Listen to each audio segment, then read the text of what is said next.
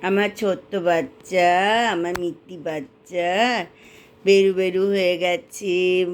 তারপরে সকালে খাওয়া হয়ে গেছে, খেলা হয়ে গেছে। এখন আবার কুঁই কুঁই কুঁই কুঁই করে কী বায়না হচ্ছে তোমার? কী বায়না হচ্ছে বেবি? হ্যাঁ, কী বায়না হচ্ছে? আর একটু খেলবে? খেলবে, আর একটু খেলবে? তোমার বলগুলো কোথায় ঢুকিয়ে ফেলেছো? হ্যাঁ, আমি তো ওখান থেকে বেরিয়ে ফেরার পর থেকে তোমার বলগুলো দেখতে পাচ্ছি না। ওই ওই দেখো, এটা হলো পাবলোর বায়না করা।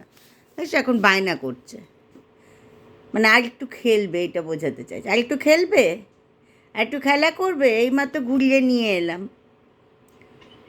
কি? হ্যাঁ হ্যাঁ হ্যাঁ হ্যাঁ, কি কি কি কি সকাল থেকে তো এসি চালিয়ে দিতে হয়, এসিও চালিয়ে দিয়েছি। ও খেলবে, এটা হলো খেলাটা কম হয়ে গেছে তার বায়না। চলো খেলে আসবে, চলো।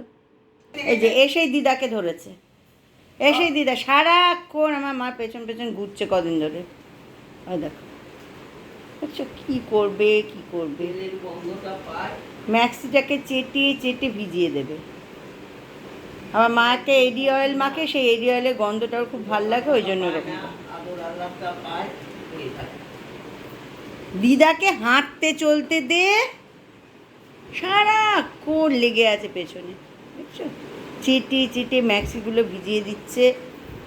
পাবলো, খুব দুষ্টুমি বেড়েছে তোমার। ওই দেখো, ওই দেখো, দেখো দেখো দেখো, এরকম করলে একটা মানুষ হাঁটতে পারে?